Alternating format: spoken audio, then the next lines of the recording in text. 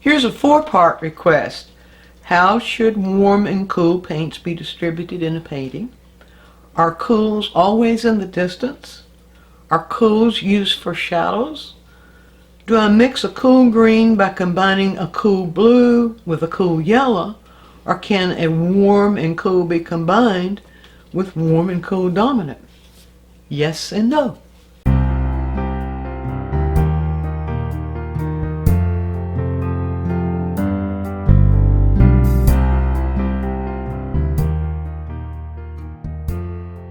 Now the question of how should warm and cool paints be distributed in a painting, we can answer that one very simply.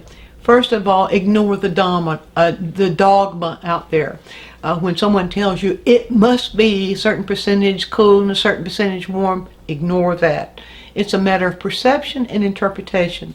Now, it feels ambiguous to the viewer if you have half and half. Half your painting is of warm colors and half cool colors. That feels ambiguous. So you want one to be dominant, in other words, in amount. You'll want the painting to be more warm than cool or more cool than warm. There is a dogma right now that says 80% one and 20% the other. I've also heard 70% one and 30% the other.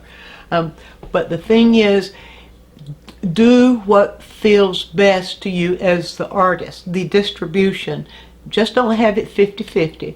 But if you're responding and interpreting what's in front of you, you will probably get it right because nature doesn't mess up.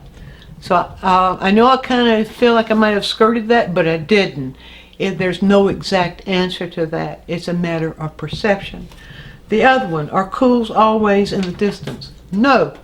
Cools are not always in the distance. We know that because of the atmospheric particles, as things move in the distance, they become, we perceive them as cooler. But there could be also warm things going on in the distance. Think about sunset. And so don't make that a dogma. No. The cools are not, or what is the question? Cools are not always in the distance. There might be cools up close to you as well. And then the other one, are cools used for shadows? What you'll notice if you observe nature about what's in shadow and what's not in shadow. On an overcast day, the overall light feels cooler. The shadows are going to be warmer.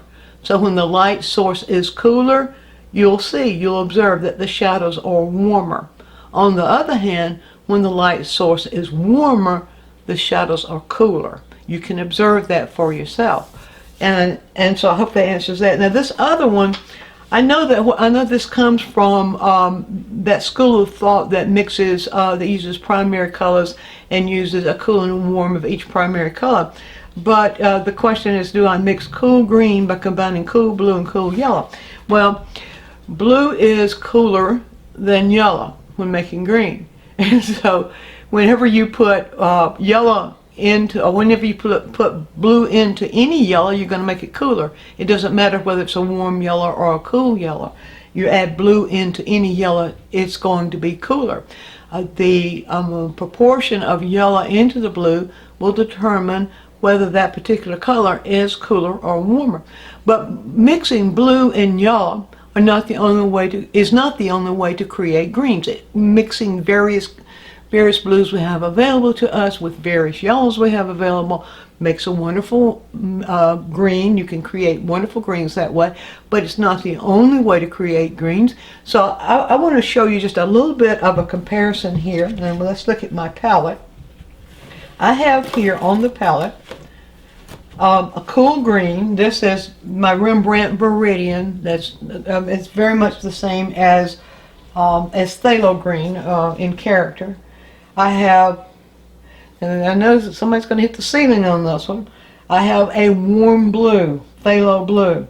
Now, in the color theory I follow, the phthalo blue is warm. Color theory some other people follow, phthalo blue is cool. But I'm telling you that from the color theory I follow, phthalo blue is warm, and then just know that there are different color theories, and it all comes out the same.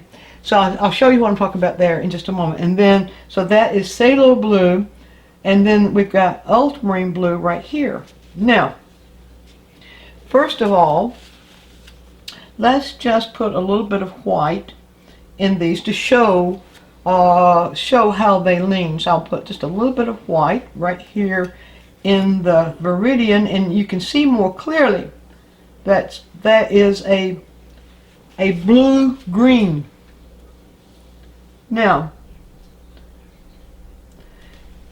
if what was the question? The question, do I mix cool green by combining cool blue and warm blues? This person wants to mix a cool green. All right, so we have a cool green right here.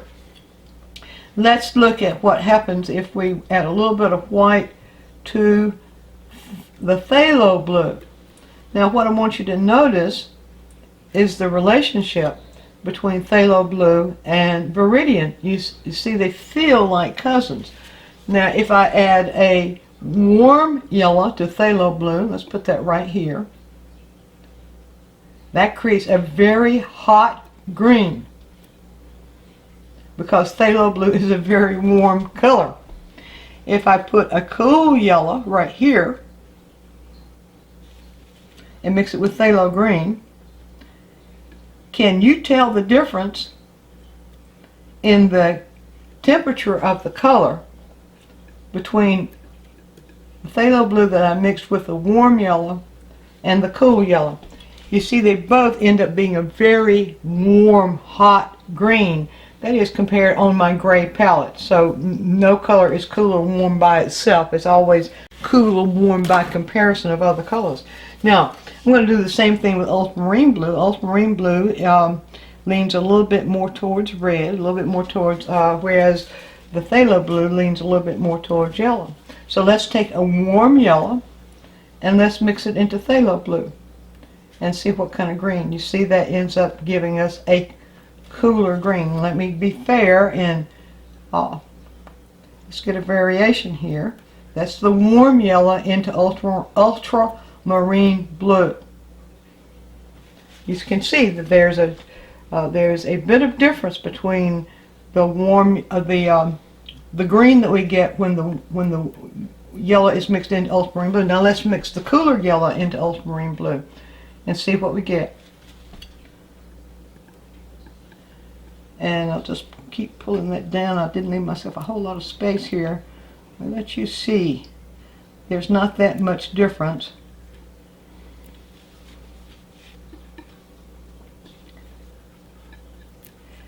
Not that much difference between the cooler yellow, the mixture of the cooler yellow and warm. I'm trying to keep those values about the same so that you can see the comparison between the cooler yellow and the warmer yellow.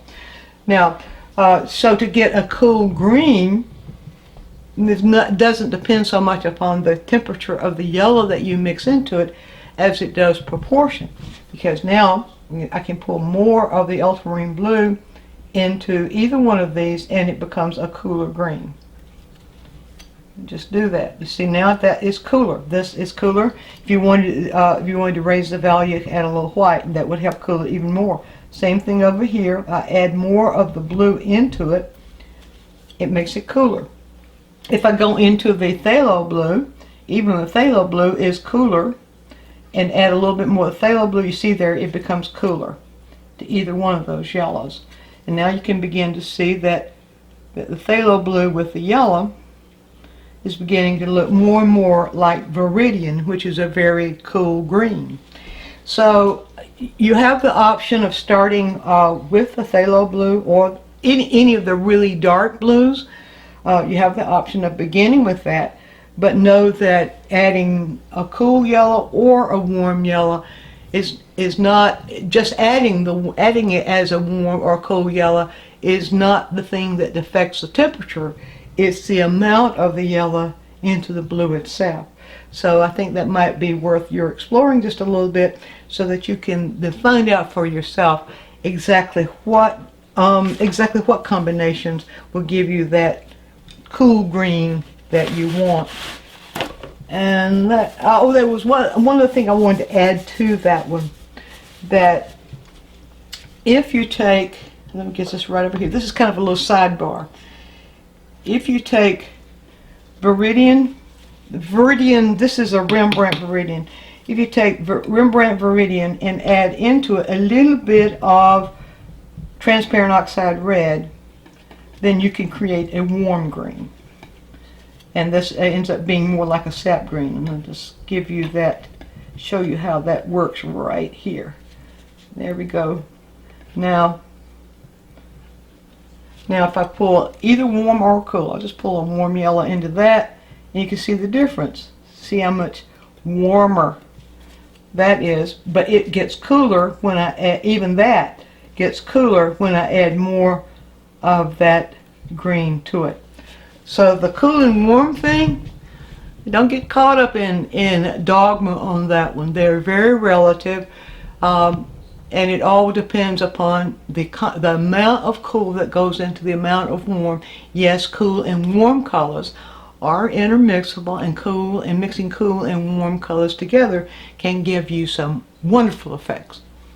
So I hope this cleared that up, and if it didn't, leave a comment, or if it did, or if you have something that you'd like for me to clear up for you, put a comment right down here and we'll put it on the schedule.